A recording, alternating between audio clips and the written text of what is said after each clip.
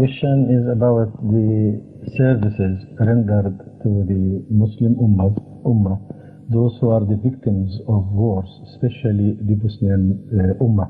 And he says, what would Amir al-Momineen says to these people and how the other Muslims can help them? You see, the question is in fact twofold. When you speak of Muslims helping other Muslims, one may think of Muslim governments and one may also think of Muslim people as a whole. As far as the people's will to serve is concerned, that is deeply related to one's faith and one's of identity. If one identifies himself to Islam so closely that, like Hadhrat Muhammad Rasulullah sallallahu alaihi wasallam said, a mu'min, a believer, is like a body. Even if those little finger pains, the toe pains, the pain is felt all over the body. The whole body becomes restless. So that is a sense of identification which I refer to. If the Muslims genuinely believe in God and Rasul Akram sallallahu alaihi wasallam and have that sense of belonging of oneness, it is also in fact an expression of unity of God. If you do believe in unity, it's impossible for you not to believe in the unity of Ummah and not to have that sense of belonging. So then they should react. The governments are not involved at all. Everywhere where there is a Muslim, he would react very strongly and would do whatever is in his power to help the suffering brothers, whatever name they have, Bosnian or others, but this is a universal sense which works everywhere. Sorry. The second part is the governments should react in a situation where a part of the Ummah is suffering. Whatever the government be, whichever government it may be, if it's a Muslim government claims to be Muslim, then it must react. So the problem here we are facing today vis-a-vis Bosnia is twofold. In both these interpretations of the word Ummah, none seems to be working or even reacting so powerfully as in this situation demands. Now the other day somebody was discussing the same issue with me. I pointed out that look here, Ahmadis in Europe comparatively are so small that in relation to other Muslims from Arab countries, from Turkey, from Iran, from Pakistan, India and elsewhere, the ratio of Ahmadis is very small, minimal ratio. Yet everywhere the Ahmadis have reacted. They have gone out of their way to reach the camps, to invite families, to have mu'akhat with them. Families are related to families. Where are the rest? You see, the Turkish community alone in Germany is around many 100,000. Much more than Ahmadis are in all of Europe. Moroccans, you know how many they come from via Spain, and Algerians and Tunisians and so on. So France is abounding in North African Ahmadis. But where is their reaction? What are they doing? Nothing. So although they are two separate issues, but in truth, the reactions of the governments always relate directly to the reaction of the people. If the people are meaningful, if they just do not make slogans and they deeply feel the hurt and pain, it's impossible for that government, which is composed of the people as a whole, not to feel the commotion among the people, not to react to their demands.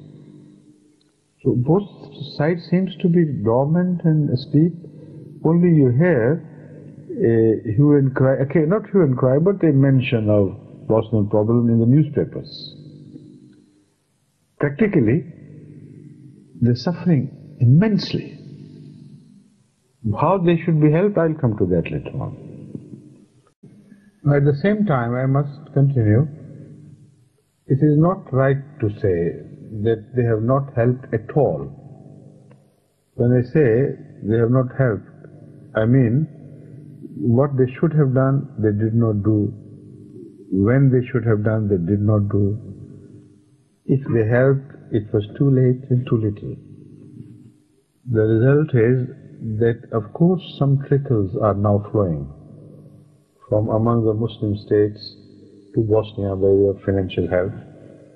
And we know what's happening, but that's too small. Just hardly maintaining them there. But look at Europe.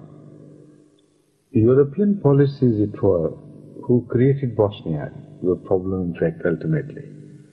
If Europe had meant to bring it to a stop, it would have been impossible for any Serbians or Yugoslavians to defy the meaningful European will.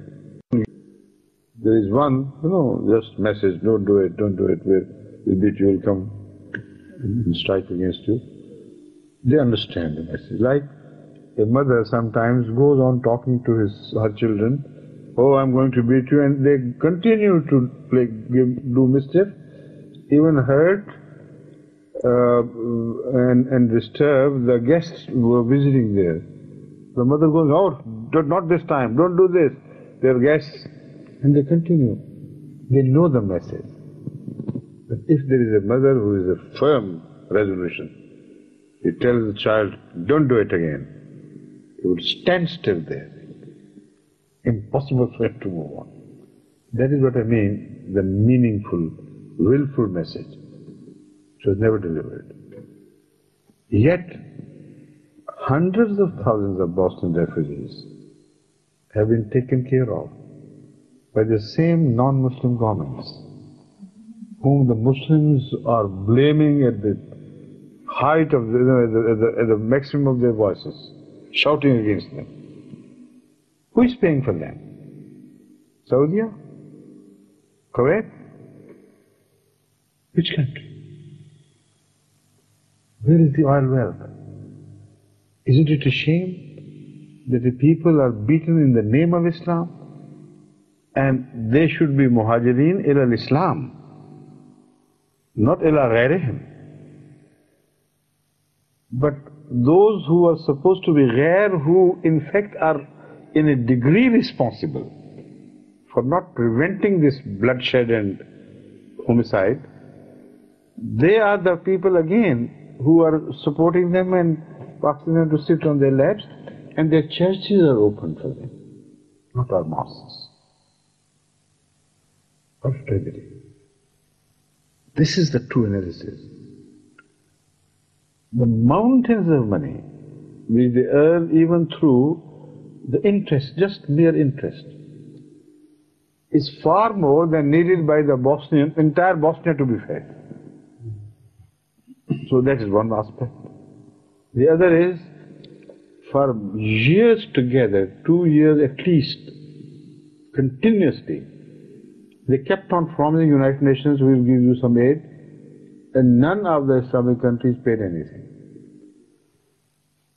You see, I'm talking of the time when there was a Pakistani who was the chairman of the United Nations, who was a Parsi, I forgot his name, but there was a Pakistani once who was the chairman of the Assembly Peace, what's it called, Security Council. He remained there for a while, for the course of maybe know how many years, but he remained there. He's a Pakistani who would listen to us. I managed to send a delegation to meet him, and his answer was, what can I do? You say the rest of the world is not doing enough. What can I do as a Muslim? Now he was a Parsi. As a Pakistani, I tell you, Jamshed Martel. So Jamshed Martel.